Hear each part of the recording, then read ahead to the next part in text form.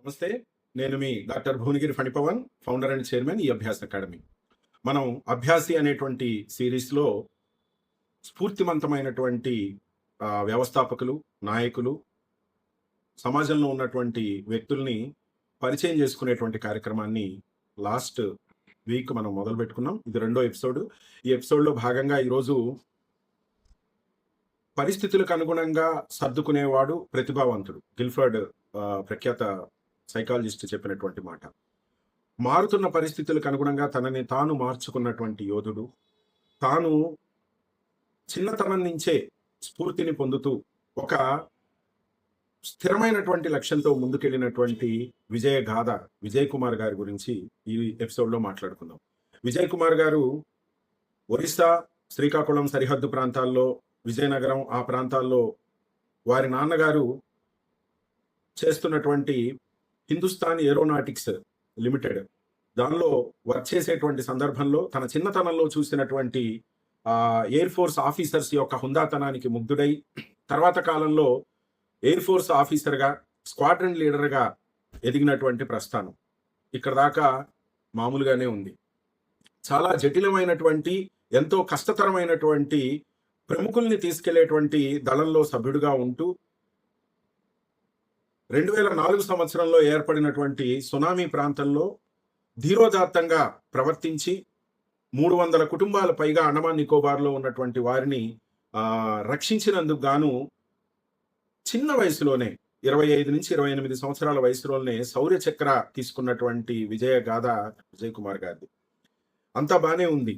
అంతా బాగుంటే ఈయన విజేత ఎలా అవుతారు? మనం ఈయన గురించి ఎలా మాట్లాడుకుంటాం? వాళ్ళ యొక్క యూనిట్లో ఆడుతూ జరిగినటువంటి స్పోర్ట్స్ ఇంజురీ మూలంగా భుజానికి శస్త్రచికిత్స చేయాల్సినటువంటి అవసరం రావటం, ఆ శస్త్రచికిత్స మూలంగా తనకెంతో ఇష్టమైనటువంటి ఆ యొక్క స్క్వాడ్రన్ లీడర్గా తను ఇంకా ఈ యొక్క కఠినమైనటువంటి దాంట్లో తాను కొనసాగలేనని తెలిసి ఆ యొక్క ఉద్యోగం నుంచి రిజైన్ చేసి బయటికి రావటం. ఎవరైనా ఒక 30 సంవత్సరాల వయసులో బయటకు వస్తే ఏదో వ్యాపకం చూసుకుంటూ ఉంటారు. కానీ తనలో ఉన్న జ్ఞానతృష్ణని వదలకుండా హైదరాబాద్లోని ప్రఖ్యాతిగాంచినటువంటి బిజినెస్ మేనేజ్మెంట్ ఇన్స్టిట్యూషన్ ఐఎస్బిలో తాను కోర్సు చేయటం, ఆ కోర్సు కంప్లీట్ అయిపోయిన తర్వాత ఒక ప్రముఖ కంపెనీలో మంచి ప్రశాంతమైనటువంటి ఉద్యోగం లభించింది. కానీ తనలో ఉన్నటువంటి సైనికుడు ఎప్పుడు కూడా నిద్రపోడు.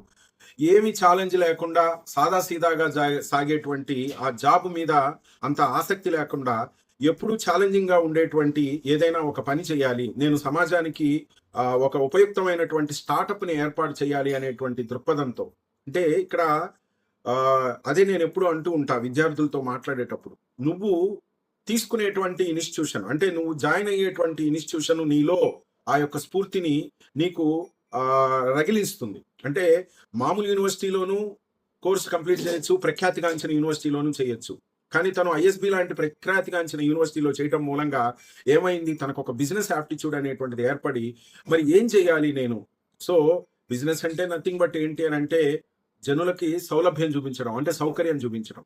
తమ యొక్క గేటెడ్ కమ్యూనిటీలో ఆ వస్తూ పోతూ ఉన్నటువంటి వ్యక్తులు అక్కడ వృధా అవుతున్నటువంటి సమయాన్ని చూసి ఈరోజు మార్కెట్లో 80% మార్కెట్ షేర్ తీసుకున్నటువంటి అద్భుతమైనటువంటి వెంచర్ మైగేట్ అనేటువంటి వెంచర్ని స్టార్ట్ చేసి ఈరోజు 50,000 కుటుంబాలని తను రీచ్ అవుతూ మార్కెట్లో 80% బిజినెస్ని హోల్డ్ చేస్తూ ఉండి 300 కోట్ల రెవెన్యూ, 2,000 కోట్ల వాల్యూని ఉన్నటువంటి సంస్థగా దాన్ని నడిపినటువంటి తీరు. అంతేకాకుండా అందులో యాడాన్స్ ఇంకా వేరే సేవలు, ప్లంబర్ సేవలు, లోపల కావాల్సినటువంటి ఆ గేటెడ్ కమ్యూనిటీకి కావాల్సినటువంటి సేవలు, అంటే ఒక అవసరాన్ని గుర్తించి ఆ అవసరాన్ని పూర్తి చేయటం ద్వారా అది కూడా నాణ్యమైనటువంటి సేవలు అండ్ నిజాయితీతో కూడినటువంటి సేవలు ఇవ్వడం ద్వారా అనతి కాలంలోనే మైగేట్ ని ఒక సక్సెస్ఫుల్ కంపెనీగా తీసుకెళ్లినటువంటి విజయ్ గాథ విజయ్ కుమార్ గారిది.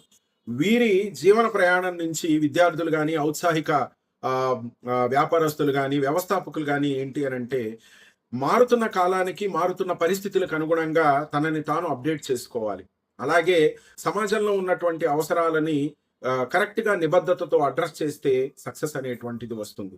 నీ యొక్క ప్రస్థానం ఎక్కడ మొదలైంది అనేది కాదు, నిన్ను నువ్వు ఎలా మార్చుకుంటున్నావు అనేటువంటిది ఎప్పుడూ కూడా విజేతల యొక్క లక్షణం. సో, మరొక విజేత యొక్క కథతో మరొక అభ్యాసి ఎపిసోడ్‌లో కలుద్దాం. జై హింద్.